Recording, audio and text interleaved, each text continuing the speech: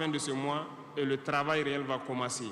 Vous entendrez dire un peu partout, à l'issue de ça, que nous ne respectons pas certains textes, nous ne respectons pas certaines lois, mais il n'y a pas de loi ou de textes qui tiennent dans cette lutte lorsque c'est pour l'intérêt de la patrie. Qu'ils se le tiennent pour dire, donc, nous allons aller dans ce sens. Nous avons donc, dans le processus du recrutement, adopté une ligne de conduite. Nous sommes en train de faire un diagnostic, de vérifier les présences et de voir les besoins.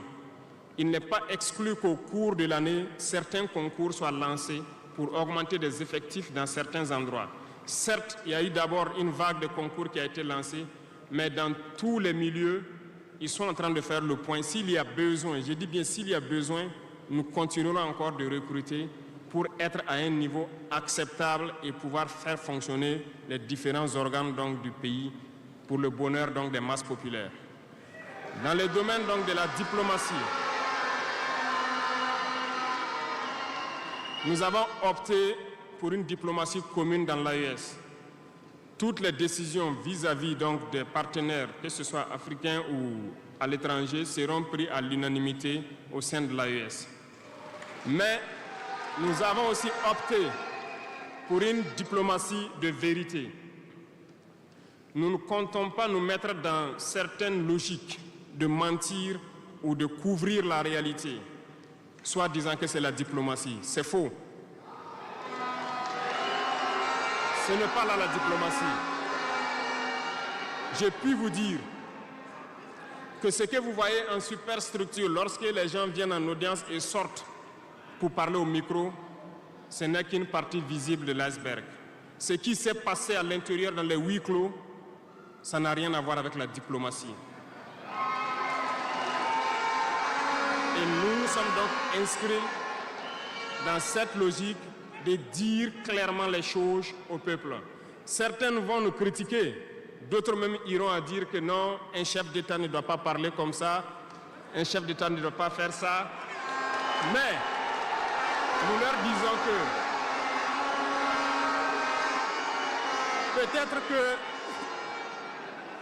peut-être que ces gens qui critiquent de cette façon lorsque nous disons la vérité, peut-être qu'ils ont une école où ils ont appris à être chef d'État, comment le chef d'État doit être. Sinon, je n'ai pas encore vu cette école. Et pourquoi nous devons ressembler forcément aux autres, faire comme les autres? Nous voulons créer notre modèle, notre identité. Et je pense que le Burkinabé, par définition, c'est l'homme intègre. Nous voulons la vérité. Et lorsqu'il y a la vérité qui sort, même si nous avons fauté, il faut que nous ayons le courage de venir vous dire sur tel côté nous avons fauté, nous demandons pardon. Si vous nous pardonnez, vous nous pardonnez. Mais nous ne voulons plus nous inscrire dans cette diplomatie mensongère. Nous avons, dans une interview, parlé du régime ivoirien. Certains Burkinabés sont montés sur leurs chevaux et critiqués. Je le dis, j'insiste et je persiste. Nous n'avons rien contre le peuple ivoirien, mais nous avons quelque chose avec ceux qui dirigent la Côte d'Ivoire.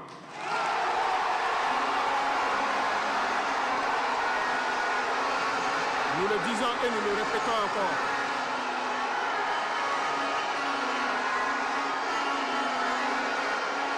Laissez-moi vous dire quelque chose. Permettez-moi de vous dire quelque chose. Il y a bel et bien à Abidjan un centre des opérations pour déstabiliser notre pays. Personne ne peut le nier et nous ferons les preuves dans les jours suivants. Nous vous montrerons des preuves physiques. Vous allez comprendre de quoi nous parlons.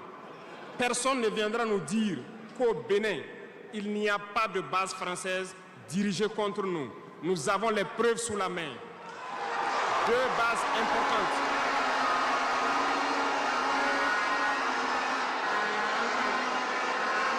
Nul ne peut le contester.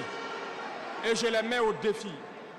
Et nous n'avons rien contre le peuple béninois, là, nous avons un problème avec la politique des dirigeants béninois. Et nous le disons haut et fort encore. Dans cette diplomatie, nous avons décidé de dire la vérité. Il y a bel et bien deux bases, une vers Kandi et l'autre en allant vers Porga ou je ne sais pas quelle localité. Des pistes ont été réaménagées à plus de 3000 mètres de long. Des avions atterrissent, les gens équipent et forment les terroristes là-bas.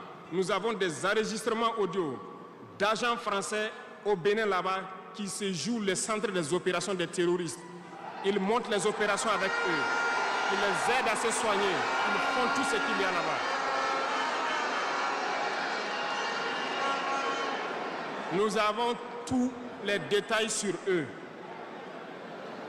Et vous ne voulez pas qu'on le dise à notre peuple? On va le dire. Si vous ne le voulez pas, s'ils ne le veulent pas, qu'ils arrêtent de se comporter ainsi. C'est simple. Nous n'avons forcé personne à prendre son indépendance. Si vous décidez de rester dans votre situation, mais ne prenez pas vos pays pour en faire des bas arrêts parce que ce sont vos populations qui vont en souffrir après. Et ce n'est pas une bonne politique. Nous le disons par expérience, et je le répète toujours, le Burkina a été une base arrière pour déstabiliser certains pays. Et ce n'est pas bien. Le Burkina a été une base arrière à un moment donné pour les terroristes ici. Voilà le prix que nous payons. Donc, pour prévenir les peuples de ces pays dont je parle, doivent parler à leurs dirigeants et qu'ils arrêtent cette politique parce que ça ne les arrange pas du tout.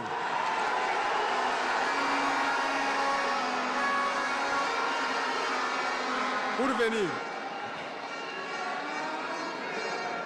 dans le volet communication et culture, nous avons lancé plusieurs initiatives.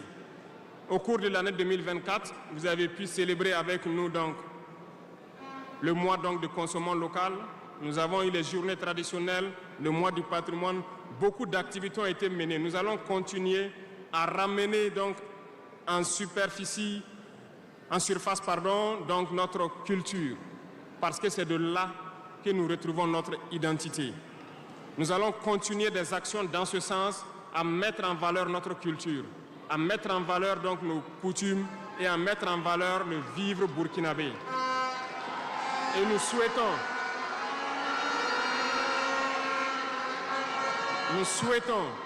que chacun soit acteur de l'émergence du Burkina Faso à travers sa manière de communiquer. Parce que tout se trouve dans la communication aussi.